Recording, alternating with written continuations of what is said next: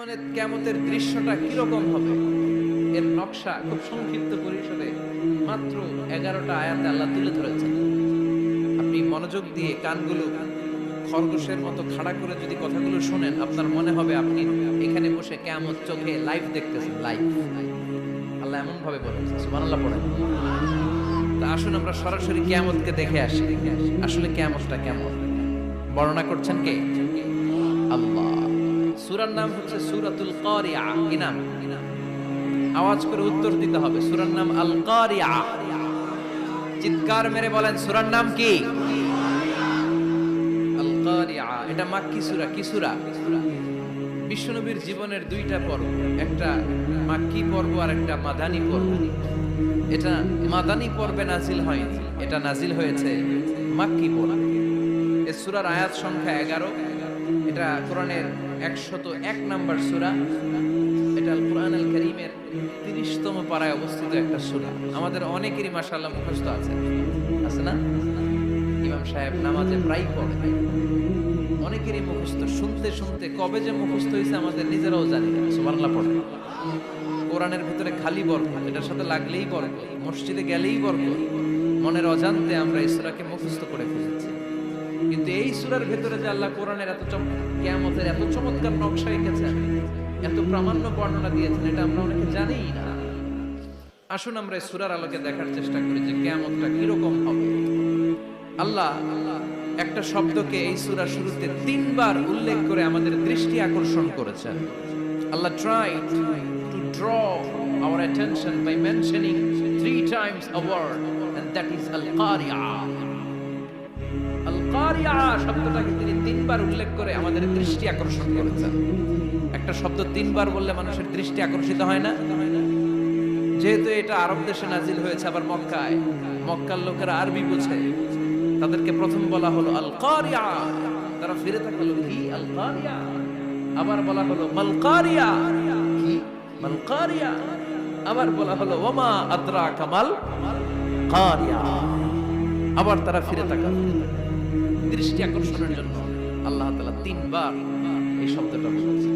এজন্য এই শব্দের একটা সিগনিফিকেন্স, একটা গুরুত্ব, অর্থবহ একটা মানদণ্ড আছে না নাই? আল কারিয়া শব্দের অর্থ হচ্ছে বিকট আওয়াজ। আল কারিয়া মানে কি? কথা বলেন, আরো জোরে বলেন। বিকট আওয়াজ। এই বিকট আওয়াজটা তৈরি করার জন্য আল্লাহ তাআলা একজন ফেরেশতা তৈরি করেছেন, যার নাম হচ্ছে ইসরাফিল। নাম কি? আমাদের মধ্যে অনেকের নাম কিন্তু আমরা ইসরাফিল রাখি, তাই না? ইসরাফিল আছে না নাই? আজরাইল কিন্তু রাখে না, ডরে। কেন রাখে না? ভয় পায়। কিন্তু ইসরাফিল আছে, আমার পরিচিত অনেকে আছে ইসরাফিল। তো এই ফেরেশতার পা হচ্ছে জমিনের নিচে, মাথা হচ্ছে আকাশের উপরে। এই ফেরেশতার কাজ হচ্ছে ওই বিকট শব্দ তৈরি করা। উনি একটা সাইরেনের মধ্যে ফু দিবেন, হুইসেল দিবেন, ট্রাম্পেট। ওই ট্রাম্পেটে, ওই সাইরেনে, ওই হুইসেলে ফু দিলেই শুরু হয়ে যাবে আল কারিয়া। মাল ওমা আদরাকা মাল। এই ফেরেশতার দায়িত্বই হচ্ছে ওই বাঁশির মধ্যে ফু দেয়া। Whistle, siren, trumpet. আরবিতে এটাকে বলা হয় আসসুর। ইদা নুফিখা ফিস সূরি নাফখা ওয়াহিদা। যখন তিনি ওই সিংহে একটা ফু দিবেন, সব লন্ডভন্ড হয়ে যাবে, কিচ্ছু খুঁজে পাওয়া যাবে না। আল্লাহ ওনাকে তৈরি করেছেন শুধু এই হুইসেলের মধ্যে, বাঁশির মধ্যে 3টা ফু দেওয়ার জন্য। কয়টা? উনি সৃষ্টির শুরু থেকেই এই বাঁশিটাকে 2 ঠোঁটের মাঝখানে রেখে আল্লাহর আরশের দিকে তাকিয়ে আছে, and just waiting for the green signal. আল্লাহর পক্ষ থেকে সবুজ সংকেতের অপেক্ষায়। যখনই আল্লাহর অর্ডার করবেন, তখনই শুরু হয়ে যাবে আল কারিয়া। মাল ওমা আদরাকা মাল। সৃষ্টির শুরু থেকেই ইসরাফিল ফেরেশতা বিশাল সিংহাটাকে 2 ঠোঁটের মাঝখানে করে আরশের দিকে তাকিয়ে আছে, কখন আল্লাহ অর্ডার দিবে। অর্ডার দিতে দেরি, ফুৎকার দিতে দেরি নাই, ঠিক কি না? বিকট আওয়াজ, গগন বিদারী শব্দ, প্রচন্ড একটা সাউন্ড, জাইগান্টিক সাউন্ড, যে আওয়াজ, যে শব্দ কেউ শুনে না। শুনছেন? পৃথিবীতে আপনারা কে সবচেয়ে বেশি আওয়াজের কিছু শুনেছেন? সবচেয়ে বেশি আওয়াজ আপনার জীবনে ঘটেছে কোন জায়গায়? কি দেখেছেন যে অনেক আওয়াজ হয় সেখানে? বলেন তো। হ্যাঁ, বজ্রপাত। বজ্রপাতের আওয়াজ আপনি শুনেছেন, বিকট আওয়াজ, তাই না? বজ্রপাতকে আঞ্চলিক ভাষা আপনারা কি বলেন? হ্যাঁ, ঠেড়া। ঠেড়া অনেক জায়গাতেই বলে ঠেড়া। নোয়াখালীতে বলে ঠেড়া হচ্ছে, এতের উপরে আল্লাহ ঠেড়া হচ্ছে, আছে না নাই? তো এই যে ঠেড়া, বজ্রপাত, ইংরেজিতে বলে থান্ডার, আসলে এটার আওয়াজ বড় ভয়ঙ্কর, প্রচন্ড আওয়াজ। আচ্ছা, আর আপনি বলেছেন কি গাড়ির চাকা যদি পাংচার হয়, হ্যাঁ এটা তো আওয়াজ হতে পারে। আমরা মাঝে মাঝে রাস্তায় চড়ি, আমরা দেখি ট্রাকের চাকা যখন পাংচার হয় আমরা লাফ দিয়ে উঠি, বিকট আওয়াজ হয়, ভয় পেয়ে যায়, এতে দুর্ঘটনাও ঘটে, ঠিক কিনা? আচ্ছা, এক নম্বরে পেলাম ঠেড়া, বজ্রপাত। দুই নম্বরে পেলাম ট্রাকের টায়ার পাংচার হলে। আর কে কি আওয়াজ শুনেছেন জীবনে? ভয়ঙ্কর আওয়াজ। কি করলে ভয়ঙ্কর আওয়াজ হয় বলেন? হ্যাঁ, কি করলে? ও ট্রান্সফরমার, ইলেকট্রিক্যাল ট্রান্সফরমার যদি ব্রাস্ট হয়ে যায় আওয়াজ আছে না নাই? পাওয়া গেল আরেকটা। আর কি আওয়াজ আছে? ককটেল মারলে, গ্রেনেড হামলা, বোমা মারলে, সিলিন্ডার ব্রাস্ট হইলে। আর আছে? হ্যাঁ, হাই স্কুলে দপ্তরি যখন ঘন্টার মধ্যে বেল বাজায় আওয়াজ আছে না নাই? হাতুড়ি দিয়ে লোহার মধ্যে বাড়ি মারলে আওয়াজ আছে না নাই? এগুলো হচ্ছে আমাদের ক্যাপাসিটিতে, হিউম্যান ক্যাপাসিটিতে আমাদের দেখা সবচেয়ে বড় আওয়াজ। কিয়ামতের দিন যে হবে আল কারিয়া, এই আল কারিয়ার আওয়াজ কি এই আওয়াজগুলোর মতো? চিল্লায় বলেন এই আওয়াজের মতো। এজন্য আল্লাহ বললেন আল কারিআতু মাল কারিআতু ওয়া মা আদরাকা মাল কারিয়া। সে আওয়াজটা ভয়ঙ্কর আওয়াজ। এটা বজ্রপাতের মতো না, এটা ট্রাকের টায়ার পাংচার হলে যে আওয়াজ হয় ওই আওয়াজের মতো না, গ্যাসের সিলিন্ডার ব্রাস্ট হয়ে গেলে যে আওয়াজ হয় ওই আওয়াজের মতো না, প্রাইমারি স্কুলে দপ্তরে যখন ছুটির ঘন্টা বাজায় ওই আওয়াজের মতো না। ওই আওয়াজটা এমন আওয়াজ, ওই আওয়াজ পৃথিবীর কেউ শুনে নাই। সেটার নাম হচ্ছে আল কারিয়া, মাল ওমা আদরাকা মাল, বিকট আওয়াজ, বিকট ভয়ঙ্কর ট্রাম্পিট। এই সাইরেনে ফু দেয়া হবে, প্রথম ফু দেওয়ার সাথে সাথেই লন্ডভন্ড হয়ে যাবে। এই ইসরাফিলকে তৈরি করা হয়েছে শুধুমাত্র কেবলমাত্র 3টা ফু দেওয়ার জন্য। চিল্লায় বলতে হবে কয়টা? এই ফেরেশতার আর কোনো কাজ নাই। তার আর কোনো কাজ আছে?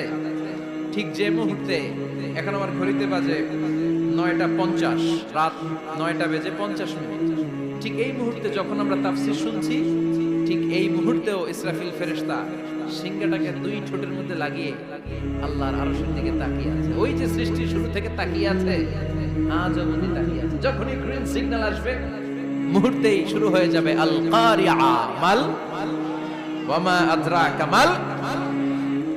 আল্লাহ বললেন সে আওয়াজটা হবে বড্ড ভয়ঙ্কর। প্রথম ফুৎকার যখন দেয়া হবে এটারে বলে নাফখাতুল ফাজা।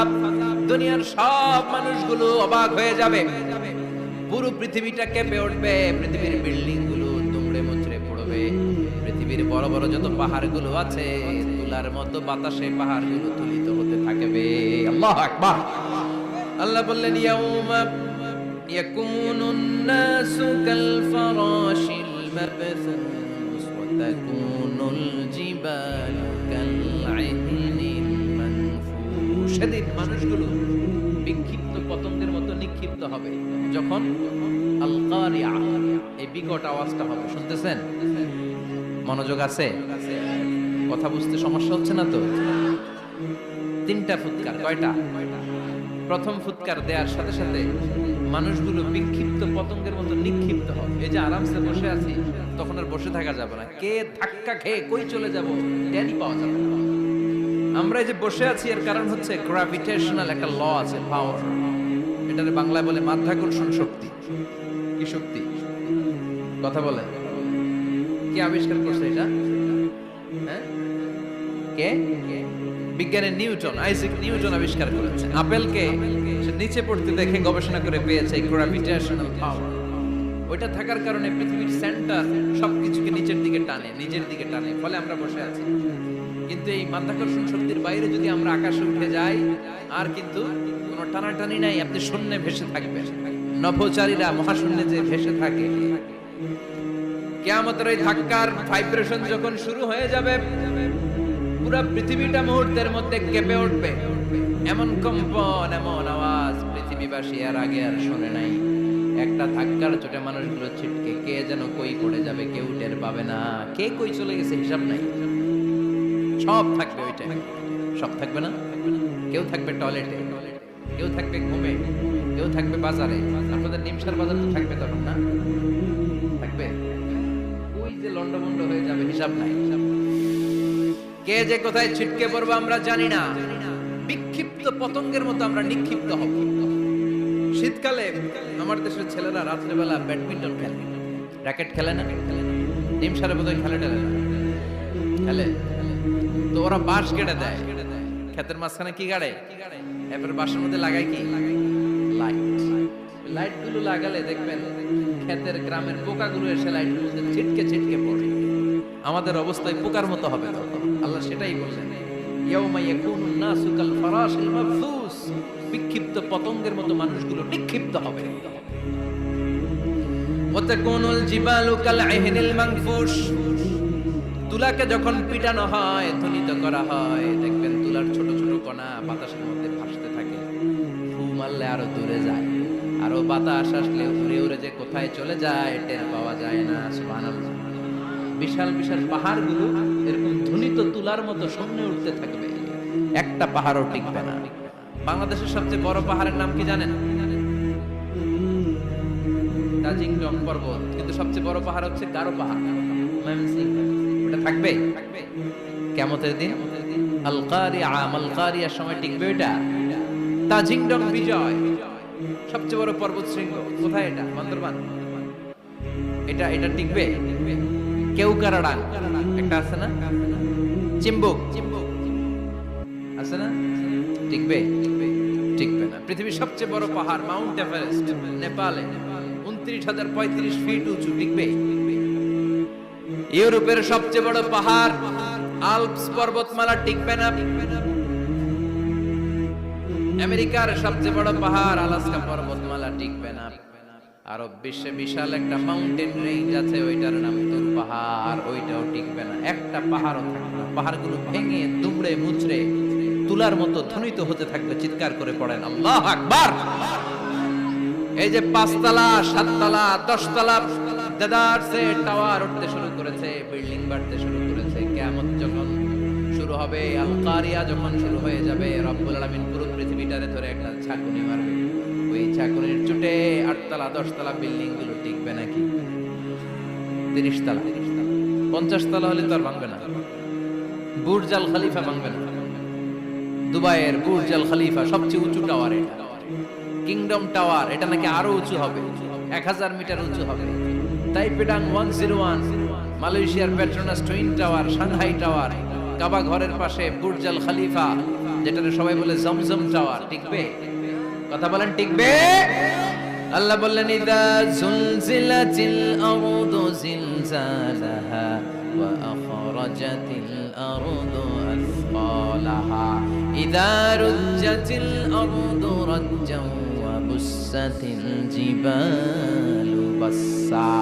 সেদিন পৃথিবীটারে কাঁপিয়ে দেয়া হবে, পুরো পৃথিবী নড়ে চড়ে উঠবে, টাওয়ার গুলো ভেঙে খান খান, পাহাড়গুলো ভেঙে দুমড়ে মুচড়ে যাবে, মানুষগুলো বিক্ষিপ্ত পতঙ্গের মতো নিক্ষিপ্ত হবে। সাগরের পানির মাঝখানে দাউ দাউ দাউ দাউ দাউ দাউ করে আগুন জ্বলতে শুরু করে দিবে। আল্লাহু আকবার। নকশাকে দিছেন আল্লাহ, নকশাকে দিছে না? সুবহানাল্লাহ পড়ে। আবার আল্লাহ বললেন, ফাইদা বারিকাল বাসারু ওয়া খাসাফাল কামারু ওয়া জুমিআশ শামসু ওয়াল কামারু ইয়াকুলুল ইনসানু আইনাল মাফার। সেদিন মানুষের চোখ হবে ছানা পড়া, চন্দ্র সূর্যে কোনো আলো থাকবে না, মানুষগুলো দিক বিদিক পাগলের মতো দৌড়াবে। সবার মুখে এক কথা, পালাবো। পালানোর জায়গা আছে নাকি শুধু বাংলাদেশের এই সাইডটাতেই কিয়ামত হবে? সৌদিতে আর হবে না। হ্যাঁ, আমেরিকায় আমেরিকায় কেমন হবে? ওদিক তো ডোনাল্ড ট্রাম্প থাকে। হ্যাঁ, আমেরিকাতেও হবে, জাপানে হবে, ইন্ডিয়াতে হবে, গোটা বিশ্বে একসাথে কাপাকাপি আর এই ধ্বংসলীলা শুরু হয়ে যাবে। চিৎকার করে বলেন ঠিক কিনা? আল্লাহ বলেন ইয়াউমা নাতমিস সামা কাতাইয়িস সিজিল লিল কুতুব। আকাশ আর আকাশ থাকবে না। কাগজ যেমনি আমরা এরকম ফোল্ড করে ফেলি, ভাঁজ করে ফেলি, মন চাইলে কাগজকে যেমনি আমরা এরকম হাতের মধ্যে গুটিয়ে নেই, সেদিন আকাশটারে হাতের মধ্যে গুটিয়ে নিবে কে? মানুষগুলো পাগলের মতো দৌড়াবে। কেউ থাকবে টয়লেটে, কেউ হসপিটালে, কেউ মাজারে, কেউ বাজারে, যে যেখানে থাক, শুরু হয়ে যাবে কিয়ামতের এই ভয়াবহ দৃশ্য। দুধের বাচ্চাকে রেখে দিয়ে মা দৌড়ে পালাবে। দুধের বাচ্চা রেখে মা কোথাও যায়? কলিজার টুকরা দুধের বাচ্চা, এটারে ফেলে মা কোথাও যায় না। কিন্তু কিয়ামতের এই ঝাঁকুনির দৃশ্য দেখে আল কারিয়া মাল ওমা আদরাকা মাল, এই দৃশ্য দেখে দুধের বাচ্চারে রেখে মা দিবে দৌড়। অনেক গর্ভবতী মহিলা থাকবে এই কিয়ামতের সময়ে, যাদের পেটের ভেতরে 2 মাসের বাচ্চা, 3 মাসের বাচ্চা, অপরিপক্ক অপরিণত, বাচ্চাটা এখনো বড় হয় নাই, কোনো বাচ্চার হাত পা এখনো হয় নাই। কিয়ামতের এই ভয়ঙ্কর দৃশ্যটা দেখে জায়গার মধ্যে 3 মাসের অপরিণত বাচ্চাটা ডেলিভারি হয়ে যাবে। আল কারিয়া মাল কারিয়া ওমা আদরাকা মাল। পৃথিবীর যখন এরকম দৃশ্য, আল্লাহ তাআলা ইসরাফিলকে বলবেন, ইসরাফিল তোর তো 3টা ফুৎকার দেওয়ার দায়িত্ব ছিল, দিয়েছে কয়টা? চিল্লায় বলেন কয়টা? এবার আল্লাহ বলবেন এবার দ্বিতীয় ফুৎকার দে। কয় নাম্বার ফু দিবে? ওই ফু দেওয়ার সাথে সাথে ইসরাফিল প্রথম ফুৎকার দিয়ে জায়গা মতো এরকমই দাঁড়ায় থাকবে। আবার যখন গ্রিন সিগন্যাল পাবে মুহূর্তের মধ্যে আরেকটা ফু দিয়ে দিবে। ফু দেওয়ার সাথে সাথে পৃথিবীর সব মানুষগুলো মরে শেষ। কেউ থাকবে? থাকতে পারবো আমরা? থাকার জন্য আসছি। একদিন মাটির ভেতরে হবে ঘরে মন আমার, কেন বাঁধো দালান ঘর, প্রাণ পাখি উড়ে যাবে পিঞ্জর ছেড়ে,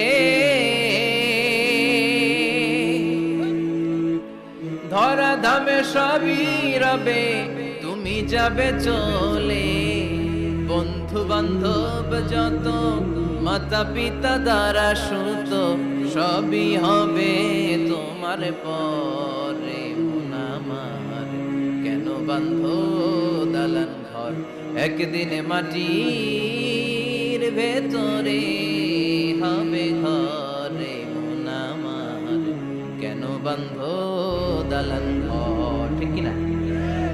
এই গানের কথামালাটা খুব সুন্দর না? আখিরাতের রিমাইন্ডার আমাদেরকে দেয়। এই যে দুনিয়া দুনিয়া, টাকা পয়সা আরো লাগবে, আরো কামাবো, এটাতে আমার হবে না, আরো চাই আরো চাই। এই প্রতিযোগিতা, এই কম্পিটিশন, ওর 5 তলা আমার লাগবে 7 তলা, ওর আছে 20 লাখ আমার লাগবে 30 লাখ। প্রতিযোগিতা আছে না নাই? এগুলো আমাদেরকে পাগল বানিয়ে দিয়েছে, মহাচ্ছন্ন করে ফেলেছে। পৃথিবীটা আসলে একটা মরিচিকা, ধোঁকা, লোভ লালসা, আজ আছে কাল নাই। 2 নাম্বার ফুৎকার দেওয়ার সাথে সাথে পৃথিবীর সব শেষ। মালাকুল মাউত পৃথিবীর সব মানুষের রূহ কবজ করবে। আল্লাহ বলবেন মালাকুল মাউত আখবিরনি মাইয়া বাকা, আমাকে বল আর কে আছে। মালাকুল মাউত বলবে পৃথিবীর সব মানুষের রূহ কবজ করে শেষ, কেউ নাই। মানুষবিহীন পৃথিবী, মানুষের কোলাহলে পৃথিবীটা মুখরিত থাকবে। গোটা পৃথিবী ব্যাপী মানুষের কোলাহল, ওই যে সাইয়েদনা আদম থেকে শুরু হয়েছে আর থামে নাই। মানুষ আর মানুষ, মানুষ আর মানুষ, সব মানুষ শেষ। আল্লাহ আশরাফুল মাখলুকাত একটারও রাখি নাই, সব শেষ। শুধু আছে জিন জাতি। আল্লাহ বলবেন যাও এবার জিন জাতি ধরো, জিনদের রূহ কবজ করো। মালাকুল মাউত কিন্তু জিনদের রূহ কবজ করে। ওমা খলাকতুল জিন্না ওয়াল ইনসা ইল্লা লিয়াবুদুন। জিন জাতি আর মানব জাতি, এই 2 জাতিকে আল্লাহ তাআলা তৈরি করেছে কার ইবাদতের জন্য। আমরা যেমনি নামাজ পড়ি, জিনেরাও নামাজ পড়ে। আমরা যেমনি রমাদানের রোজা রাখি, জিনেরাও রমাদানের ফরজ রোজা রাখতে হয়। আমরা যেমনি হজ করি, জিনেরাও হজ করে। আমরা যেমনি আরাফার দিনে কাঁদতে কাঁদতে আল্লাহর কাছে দোয়া করি, আল্লাহ পাই করে, জিনেরাও পড়ে। আমরা দেখি না, এদের দেখা যায়, দেখা যায়। জিসমুন নারী, আগুনের তৈরি ওদের দেহ। ইয়াতাশাক্কালু বিআশকালিন মুখতালিফা, বিভিন্ন কালার ধারণ করতে পারে, বিভিন্ন রং ধারণ করতে পারে। জিনের সংখ্যা হচ্ছে জিসমুন নারিয়ুন ইয়াতাশাক্কালু বিআশকালিন মুখতালিফা, আগুনের তৈরি এক সৃষ্টি। বিভিন্ন সূরত তারা নিতে পারে, মানুষের সূরত নিতে পারে, প্রাণীর সূরত নিতে পারে, ঠিক কি না? মালাকুল মাউত জিন জাতি হত্যা করতে শুরু করবেন, রূহ কবজ করবেন। করতে করতে সব শেষ। খারাপ জিনদের সর্দার হলো ইবলিস। সব জিনদেরকে মারতে যত কষ্ট দেয়া হয়েছে, সবচেয়ে বেশি কষ্ট দিয়ে ইবলিসের রূহ কবজ করে ফেলা হবে। ইবলিস আর নাই, মানুষও নাই, জিনও নাই, পশু পাখি কিছু নাই। আল্লাহ বলবেন, ইয়া মালাকুল মাউত আখবিরনি মাইয়াবকা, অনেক দায়িত্ব পালন করেছিস তুই। মানুষ মারলি, জিন মারলি, মৎস্যকুল মারলি, পাখি মারলি, সব মারলি, এবার আর কে বেঁচে আছে বল? মালাকুল মউত বলবে, আল্লাহ আর কেউ নাই, খালি ফেরেশতারা আছে। কারা আছে? মালাইকা। আল্লাহ বলবে, যা এবার ফেরেশতাদের গোষ্ঠী শেষ কর। মালাকুল মউত একটার পর একটা ফেরেশতার রূহ কবজ করবে, একটার পর একটা, একটার পর একটা, করতে করতে সব ফেরেশতা। ফেরেশতাদের সংখ্যা হচ্ছে জিসমুন নূরিয়ুন ইয়াতাশাক্কালু বিআশকালিন মুখতালিফা, আলোর তৈরি, নূরের তৈরি একটা দেহ, চাইলে বিভিন্ন সূরত ধারণ করতে পারে। জিন আর ফেরেশতার পার্থক্য বুঝেছেন? জিন কিসের তৈরি? আগুন, জিসমুন নারিয়ুন। আর ফেরেশতা হচ্ছে জিসমুন নূরিয়ুন, নূর দিয়ে তৈরি। একের পর এক ফেরেশতা সবার করা হবে। এবার আল্লাহ বলবেন, ইয়া মালাকাল মাউত আখবিরনি মাইয়াবকা, আর কে কে বেঁচে আছে বল। মালাকুল মউত বলবে, মাবুদ কেউ নাই, মানুষ নাই, জিন নাই, ফেরেশতাও নাই, শুধু আমার তিনজন কলিগ বাকি। কয়জন? জোরে বলেন, কয়জন? জিব্রাইল বাকি, ইসরাফিল বাকি, মিকাইল আর আমি আজরাইল। আল্লাহ বলবে, মিকাইলের রূহ কবজ করে নিয়ে আয়। যে মিকাইল আমার আদেশে পৃথিবীতে বৃষ্টি ছড়াতো, আমার আদেশে ক্ষেত খামারে ফসলের ব্যবস্থা করে দিত, আমার আদেশে মানুষের রিজিকের হিসাব রাখতো, এই মিকাইলের রূহ কবজ করে নিয়ে আয়। এক নাম্বার কলিগ শেষ। কলিগ বুঝেন তো? সহকর্মী। কলিগ মানে কি? সহকর্মী। এক নাম্বার কলিগ নাই। আল্লাহ বলবে, যা এবার ইসরাফিলের রূহ কবজ কর। ইসরাফিল ফেরেশতা তখনও আল্লাহর আরশের দিকে ঠোঁটের মাঝখানে বিশাল সিংহটা নিয়ে তাকিয়ে আছে। ওই মুহূর্তে মালাকুল মাউত যে সালাম দিয়ে রূহটা কবজ করে ফেলবে। ইসরাফিলও নাই, ইসরাফিলও নাই। আল্লাহ বলবে, যা দুনিয়ার সব নবীদের কাছে ওহী দিয়ে, কোরআন দিয়ে, ইনজিল দিয়ে, তাওরাত দিয়ে, জাবুর দিয়ে আমি যেই ফেরেশতারে পাঠাতাম, ওই রূহুল আমিন জিব্রাইলের রূহটাও কবজ করে নিয়ে আয়। জিব্রাইলের রূহ কবজ হয়ে যাবে। এবার তিনজন কলিগই শেষ। আছে কেউ? আছে? এবার আল্লাহ বলবে, ইয়া মালাকাল মাউত, হে মৃত্যুর ফেরেশতা, আখবিরনি মাইয়াবকা, মহাবিশ্বে আর কে কে আছে বল।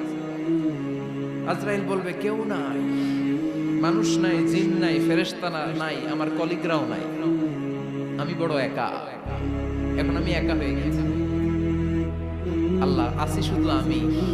মালাকুল মাউত, তোমার হুকুমের গোলাম। আর আনতাল হাইয়ুল কাইয়ুম, তুমি শাশ্বত চিরঞ্জীব, তুমি তো মরবা না, আমি আছি। ভাবছে উনিও থাকবে, উনি আর আল্লাহ থাকবে। আল্লাহ বলবে, মালাকুল মাউত এবার তুই মর, এবার তুই মর। এই কথা শুনে মালাকুল মাউতের খিচুনি উঠে যাবে। আজীবন মারছে, আজকে মরবে। খিচুনি উঠে যাবে, জ্বর এসে যাবে, কাঁপুনি ছুটে যাবে, কাঁপতে থাকবে। আল্লাহ বলবেন, কাঁপাকাঁপি করে লাভ নাই, মর। মালাকুল মাউত বলবে, মাবুদ এইটা আবার কেমন কথা? সবাই রে আমি মারলাম, আমি মরব কেন? আমি না মারছি, আমি না মেরেছি, আমি মরবো কেন? আল্লাহ বলবেন, কথা নাই, মর।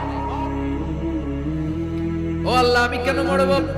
আমি না দুনিয়ার সবাই রে মারলাম। আল্লাহ বলবেন, কুল্লু নাফসিন যায়িকাতুল মাউত, পৃথিবীর প্রতিটা আত্মারে মৃত্যুর স্বাদ দিতে হবে রে মালাকুল মাউত, তুইও মরবি, মর। কাঁপতে কাঁপতে আল্লাহ বলবে, জান্নাত আর জাহান্নামের মাঝ বরাবর যে দাঁড়া। মালাকুল মউত দাঁড়াবে। এই দৃশ্য দেখার মতো তখন কেউ থাকবে না, থাকবে কেউ না। মালাকুল মউত কাঁপতে কাঁপতে, আল্লাহ বলবেন কেঁপে লাভ নাই, কেঁদে লাভ নাই, মরতে তোকে হবে। Everyone has to take the test of death. সবাইকে মৃত্যুর স্বাদ আস্বাদন করতে হবে। মরে যা, মুত ইয়া মালাকাল মউত। আল্লাহ বলবেন ও মৃত্যুর ফেরেশতা মর, মুত ইয়া মালাকাল মউত বলার সাথে সাথে যে ফেরেশতার হাতে আমাদের সবার রূহ চলে গিয়েছে, ওই ফেরেশতা চিৎকার মেরে জান্নাত এবং জাহান্নামের মাঝখানে বেহুশ হয়ে পড়ে যাবে। শেষ, মালাকুল মউতের ইচ্ছা খতম, উনিও নাই। এবার ডানে বায়ে সামনে পেছনে উপরে নিচে কেউ আছে? একজন ছাড়া, তিনি কে? কুল্লু মান আলাইহা ফানি ওয়া ইয়াবকা ওয়াজহু রাব্বিকা যুল জালালি ওয়াল ইকরাম ফাবিআইয়ি আলাই রাব্বিকুমা তুকাযযিবান। এই জমিনে যারা আছে সব শেষ হয়ে যাবে, একজন ছাড়া, তিনি কে? আল্লাহ তখন হুঙ্কার দিয়ে একা একাই বলবেন ইয়া আরদু আইনা আশজারু, কেউ পৃথিবী তোর বড় বড় গাছগুলো কোথায়? আপনাদের নিমসারে বট গাছ আছে? কোথায় আছে বট গাছ? অনেক জায়গায় থাকে না বট গাছ বিশাল, ওইটাকে কেন্দ্র করে শিরকের আখড়া জমে ওঠে। ওখানে মোমবাতি লাগায়, লাল শালু দেয়, নাচানাচি করে, এরকম বট গাছের আখড়া আছে নাই? আল্লাহ বলবে ইয়া আরদু, হে পৃথিবী, আইনা আশজারু, কে তোর বড় বড় গাছগুলো আজকে কোথায়? ইয়া আরদু আইনা আনহারু, হে পৃথিবী, তোর বড় বড় নদীগুলো কই? পদ্মা নদী কই? মেঘনা নদী কই? ব্রহ্মপুত্র কই? গঙ্গা নদী কই? মিসিসিপি, মিসৌরি কই? নীল নদ কোথায়? আমাজন কোথায়? ৬৬৯৫ কিলোমিটার লম্বা, উগান্ডার ভিক্টোরিয়ার কাম্পালা থেকে এর অববাহিকা শুরু। পৃথিবীর সবচেয়ে বড় যে নদীটা নীল নদ, মিশরে এই নদটা ছিল। আমি দেখেছি, ঘুরেছি এর উপর দিয়ে। 5 বছরের নীল নদের পানি আমি খেয়েছি। মিশরের নীল নদ ছাড়া কোনো মিঠা পানির উৎস নাই। এজন্য প্রাচীন ঐতিহাসিক, ওনার নাম হিরোডোটাস, উনি বলেছিলেন Egypt is the gift of Nile. মিশর হচ্ছে নীল নদের দান। নীল নদ না থাকলে মিশরে কেউ থাকতো না। আল্লাহু আকবার পড়ো। 2টা নদী সিদরাতুল মুনতাহা থেকে জান্নাতের কানেকশন নিয়ে পৃথিবীতে এসেছে। একটা হচ্ছে ইরাকের দজলা ফোরাত নদী, আর একটা হচ্ছে মিশরের নীল নদী। সুবহানাল্লাহ পড়বেন না? 5 বছর আমি এই নীল নদের পানি খেয়েছি যখন মিশরে ছিলাম। সরাসরি মিশরীয় সরকার পাইপলাইন দিয়ে এই পানিকে রিফাইনিং করে জনগণের জন্য পৌঁছে দেয়। এই নীল নদের নিচ দিয়ে মিশরের মেট্রো লাইন আছে, মানে ট্রেন, এটাকে বলে পাতাল ট্রেন। কি বলে? পাতাল ট্রেন। আপনাদের প্রধানমন্ত্রীও নাকি একটা করবে শুনলাম, উনি ঘোষণা দিয়েছেন। তো এটার নিচ দিয়ে, নীল নদের নিচ দিয়ে আমরা ট্রেন দিয়ে এই মাথা থেকে ওই মাথায় যেতাম, আবার ব্রিজ দিয়ে এপাশ থেকে ওপাশে যেতাম। 10টা দেশ ঘুরে এই নীল নদ, একটা সাগর আছে মেডিটেরেনিয়ান সি, মানে ভূমধ্য সাগর, ওইটার সাথে মিলিত হয়েছে। আল্লাহ সেদিন বলবেন আইনাল নাইল, নীল নদ আজকে কোথায়? আইনাল আনহার, নদীগুলো কোথায়? আইনাল কুসুর, প্রাসাদগুলো কই? রাজপ্রাসাদ, টাওয়ার কোথায়? আইনাল জাবাবেরা, অত্যাচারী শাসকগুলো আজকে কোথায়? যারা ক্ষমতার চেয়ার পেলে আর নামতে চায় না, এই ডাকাতগুলো আজকে কোথায়? আল্লাহ বলবে আইনাল জাবাবেরা, ফেরাউন কোথায়? নমরুদ কোথায়? আবু জাহেলের গোষ্ঠী কোথায়? ফেরাউনের চাচাতো ভাইরা কোথায়? নমরুদের চাচাতো ভাইরা কোথায়? কোথায়? যারা ক্ষমতার দাপট দেখিয়েছে, কোনো আওয়াজ আছে? কথা বলেন। আল্লাহ বলবেন লিমানিল মুলকুল ইয়াউমা লিল্লাহিল ওয়াহিদিল কাহ্হার। লিমানিল মুলকুল ইয়াউম, আজকে ক্ষমতা কার? একটা চিৎকার দিয়ে উত্তর দেন, সেদিন ক্ষমতা কার? Who belongs the kingdom today? আল্লাহ বলবেন আজকে ক্ষমতা কার? ক্ষমতা শুধু একজনের, চিল্লায় বলেন তিনি কে?